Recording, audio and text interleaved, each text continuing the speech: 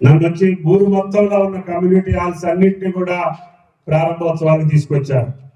అదేవిధంగా bus shelter కావచ్చు, ఆయన చేసేటటువంటి ఆయన కష్టార్జితంతో సంపాదించుకున్నటువంటి సొమ్ముతోటే ప్రభుత్వంకి వెళ్ళి చిన్న చిన్న పనులు నేనే చేసుకోగలుగుతాను. ఆ గ్రామానికి మా తాతగారు ఇచ్చినటువంటి ఈ ఆస్తి, ఈ వారసత్వం నేను నెరవేరుస్తాను అని చెప్పి అన్ని కమ్యూనిటీ హాల్స్, అన్ని కులాలకు సంబంధించి ఈ ఊళ్ళో దళితులు ఎక్కువ మంది ఉంటారు, వడ్డెర్లు ఎక్కువ మంది ఉంటారు, బీసీలు ఎక్కువ మంది ఉంటారు. అన్ని కులాలని కలుపుకొని పోయి ఈ రోజు మధుకుమార్ రెడ్డి గారు చెప్పిన వాళ్ళు మీరు సర్పంచ్కి ఎన్నుకున్నారంటే ఆ బాబు చేసినటువంటి పనులు మీ మధ్యలో ఉన్నాయని చెప్పుకోవడానికి ఈ సందర్భంగా మనం చేస్తున్నాం. కాబట్టి భవిష్యత్తులో కూడా ఆయన గారికి ఆయన చేసే పనులతో పాటు ఆయన గారు ఆర్డబ్ల్యూ స్థలం ఒకటి అడిగారు. అది డీటెయిల్స్ ఒకసారి కలెక్టర్ గారికి ఇవ్వండి, వెరిఫై చేసి అది నేను ఈ స్కీమ్ పెట్టేటప్పుడు తీసుకున్న ఆ స్థలం మధుకుమార్ రెడ్డి గారు చేస్తున్నారు. కాబట్టి మీరందరూ ఆయనకి సహకరించాలి, చేయూతనివ్వాలి. భవిష్యత్తులో ఈ గ్రామం ఒక మంచి గ్రామంగా integrated panchayat officer, sub collector గారు ఆయనకు ఆర్టీఓ ఇంటిగ్రేటెడ్ ఆఫీస్ కావాలని అడుగుతున్నారు. ఆయనకు శాంక్షన్ కాకముందే మీరే సొంతంగా కట్టుకుంటున్నారు. ఆయన గారికి కూడా రెవెన్యూ డివిజన్ ఆంధ్రాకి వెళ్ళి ఆడాలి, కోడి పందాలు ఆడాలంటే ఆంధ్రాకి వెళ్ళి ఆడాలి, ఇసుక తోలాలంటే ఆంధ్ర నుంచి తోలాలి. నిబద్ధతతో ఉంటే సంపద వస్తుంది, సంపద వస్తే సహాయం చేయొచ్చు, సహాయం చేస్తే సంతోషం వస్తుంది. మానవ బతుకు ఎందుకు సంతోషం ఉండేదానికే కదా. కాబట్టి మనం మంచి అలవాట్లతోటి మంచి పద్ధతులతో ఈ నియోజకవర్గాలు తీసుకెళ్తే డివైడర్ ఎక్కడుంది అంటే సొంతపల్లికి వచ్చి ఆనాటి ముఖ్యమంత్రులు చంద్రబాబు నాయుడు గారు కానీ, కేసీఆర్ కానీ, కిరణ్ కుమార్ రెడ్డి కానీ సొంతపల్లి మాదిరిగా మా ఊరు ఉండాలని అడిగేవాడు.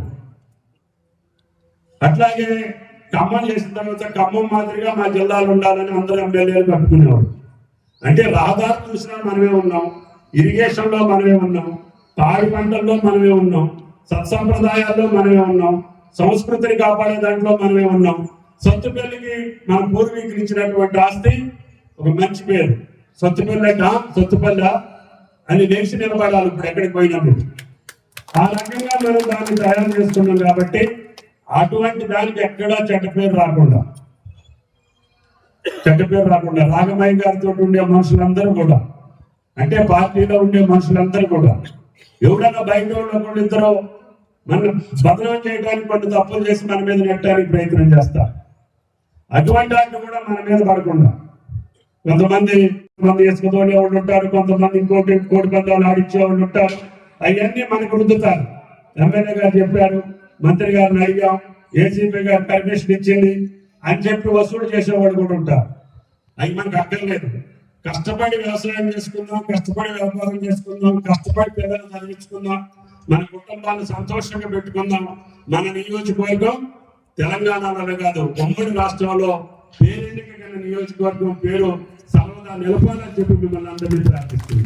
వాళ్ళన్నీ కూడా ప్రజలకు చేసేదానికి కలెక్టర్ గారు కానీ, ఏసీపీ గారు కానీ, వాళ్ళ అధికార యంత్రాంగం ఏ ప్రభుత్వం ఉన్నా ప్రజాప్రతినిధులను గౌరవించుకుంటూ వాళ్ళ యొక్క ఆలోచనకు తగ్గట్టుగా పరిపాలన తీసుకెళ్లాలని చెప్పి అధికారులకి, అదేవిధంగా రాజకీయాల్లో ఉండే మనం కూడా నిబద్ధతతో ఉంటే శాశ్వతంగా రాజకీయాల్లో ఉండొచ్చు.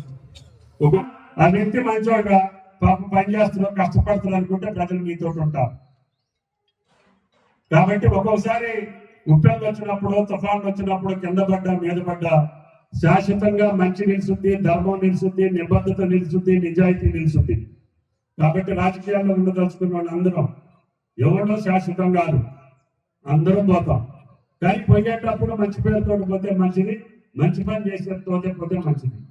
కాబట్టి ఇవాళ ఈరారెడ్డి గారు, చిట్నాయన గారు మనవడుగా మధుకుమార్ రెడ్డి గారి గ్రామంలో శాశ్వతంగా ఆయన చేసిన అభివృద్ధి కార్యక్రమాలు నిలుస్తాయని, ఆయనకి ప్రభుత్వ పరంగా సహకారాలు ఉంటాయని చెప్పి విజ్ఞప్తి చేస్తూ మీ అందరి దగ్గర నన్ను వచ్చి ఊరు మొత్తంలో ఉన్న కమ్యూనిటీ హాల్స్ అన్నింటినీ కూడా ప్రారంభోత్సవాలకు తీసుకొచ్చారు.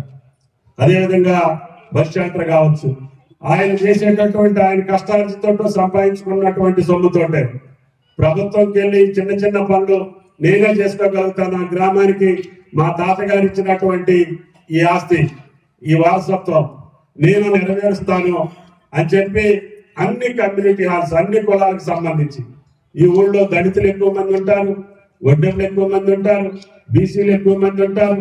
అన్ని కులాలని కలుపుకొని పోయి ఈ రోజు మధుకుమార్ రెడ్డి గారు చెప్పిన వాళ్ళని మీరు సర్పంచ్ని ఎన్నుకున్నారంటే ఆ బాబు చేసినటువంటి పనులు మీ మధ్యలో ఉన్నాయని చెప్పుకోవడానికి ఈ సందర్భంగా మనం చేస్తున్నాం. కాబట్టి భవిష్యత్తులో కూడా ఆయన గారికి ఆయన చేసే పనులతో పాటు ఆయన గారు ఆర్డబ్ల్యూ స్థలం ఒకటి అడిగారు. అది డీటెయిల్స్ ఒకసారి కలెక్టర్ గారికి ఇవ్వండి, వెరిఫై చేసి అది నేను ఈ స్కీమ్ పెట్టేటప్పుడు తీసుకున్నాం ఆ స్థలం. మధుకుమార్ రెడ్డి గారు చేస్తున్నారు కాబట్టి మీరందరూ ఆయనకి సహకరించాలి, చేయూతనివ్వాలి. భవిష్యత్తులో ఈ గ్రామం ఒక మంచి గ్రామంగా integrated panchayat officer sub collector గారు ఆయనకి ఆర్టీఓ ఇంటిగ్రేటెడ్ ఆఫీస్ కావాలని అడుగుతున్నారు. ఆయనకు శాంక్షన్ కాకముందే మీరే సొంతంగా కట్టుకుంటున్నారు.